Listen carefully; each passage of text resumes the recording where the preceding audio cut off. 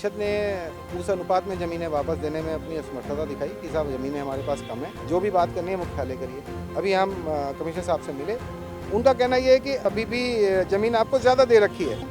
पत्र लिखते हैं, कोई जवाब नहीं मिलता है।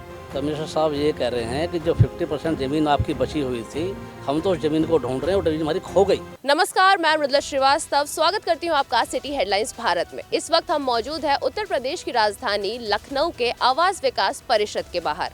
जी हाँ, आवास विकास परिषद के मनमाने व्यवहार से परेशान होकर तमाम समितियों के लोग एक बार फिर यहाँ मौजूद हैं कमिश्नर को ज्ञापन सौंपने के लिए। तो चलिए जानते हैं तमाम समितियों के लोग से कि क्या है पूरा मामला। जैसा कि आप देख सकते हैं, तमाम समिति सदस्य कमिश्नर को ज्ञापन सौंपकर बाहर आ चुके हैं। तो चलिए जानते हैं उनसे क्या है पूरा मामला। तो सर बताइए कि ये केस कब से शुरू हुआ है और अभी तक इसमें प्रदर्शन होना था, क्यों नहीं हुआ?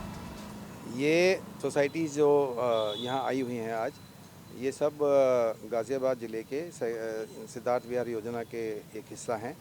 इन सभी सोसाइटियों के सदस्यों ने अपने पैसों से अपनी ज़मीनें खरीद रखी थी।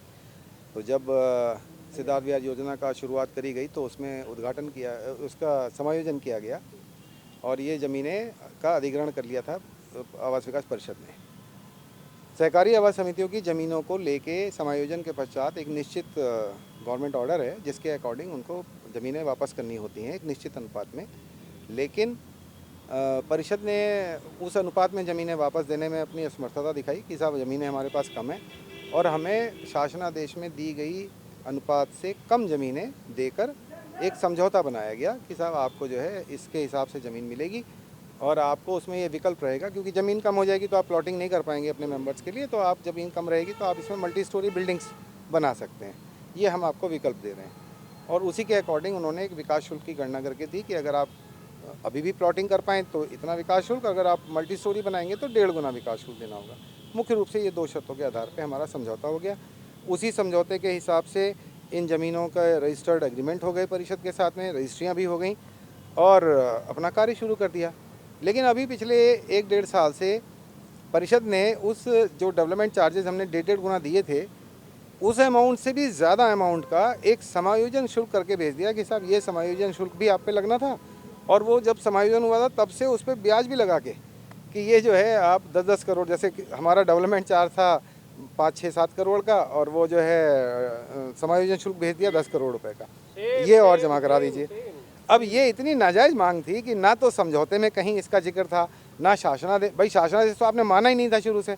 अब हमारा कहना ये है कि भाई अगर आप शासनादेश को के नाम पे समायोजन शुल्क की मांग कर रहे हैं तो या तो हमें ज़मीनें शासनादेश के हिसाब से पूरी दे दीजिए, 80% ज़मीन दे दीजिए, हम अपनी प्लॉटिंग करें, अपने मेम्बर्स को अपने साइज़ का उसको प्लॉट मिल जाए और जो भी शुल्क आपके लगते हैं वो ले लीजिए। और या फिर जो आपने हमसे समझौता किया था उसके ऊपर बने रहिए। हमने तो उस समझौते को तोड़ा नहीं है, आप उस पर आज की तारीख में उसका उल्लंघन कर रहे हैं कि जो चीज़ उसमें नहीं थी उसके बावजूद भी उसको मांगा जा रहा है। इस बात को लेके हम इनसे कई बार कह चुके हैं, पत्र लिखते हैं, कोई जवाब नहीं मिलता है। हमारा जो इनका परिषद कार्यालय लगता है वसुंधरा गाज़ियाबाद में, उन पे हम जाते हैं बार बार, क्योंकि हमारे ज़्यादातर वयोवृद्ध लोग हैं इस सोसाइटीज़ के। सन 90 की सोसाइटीज़ हैं, अब बहुत बुज़ुर्ग लोग इसके अंदर हैं। सबको लेके लखनऊ आ पाना तो संभव होता नहीं है। हम वसुंधरा कार्यालय पे जाते हैं, वहाँ प्रदर्शन भी करते हैं, उनको प्रोटेस्ट भी करते हैं, अपने लेटर्स भी देते हैं कि साहब जवाब दीजिए, कोई जवाब नहीं मिलता। वो कहते हैं जी हम तो एक डाकिए का काम करते हैं, आप जो पत्र देते हैं मुख्यालय भेज देते हैं, जो भी बात करनी है मुख्यालय करिए।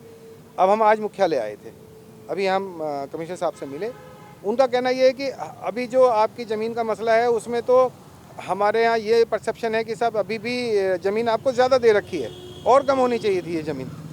तो ये उनका जवाब है। अब इस जवाब से हमें क्या तसल्ली मिले? वो कहते हैं जी शासन के स्तर पे अभी जांच है, वो वहाँ शासन में कहिए, वो जो है ठीक करें इसको, हम इसमें कुछ नहीं कर पाएंगे। जैसा कि आप देख सकते हैं परिषद के मनमाने व्यवहार से लोग कितना परेशान हो रहे हैं। तो सर बताइए कि अब कमिश्नर को ज्ञापन सौंपने के बाद उनका क्या प्रतिक्रिया रही, क्या आश्वासन दिया उन्होंने? कमिश्नर साहब ये कह रहे हैं कि जो 50% ज़मीन आपकी बची हुई थी, हम तो उस ज़मीन को ढूंढ रहे हैं और ज़मीन हमारी खो गई। ये कमिश्नर साहब कह रहे हैं, देखिए किस पोस्ट पे बैठे हुए हैं और क्या बोल रहे हैं। ये थी हमारी ग्राउंड रिपोर्ट परिषद के बाहर से। कैमरामैन बलराम गुप्ता के साथ मृदुला श्रीवास्तव।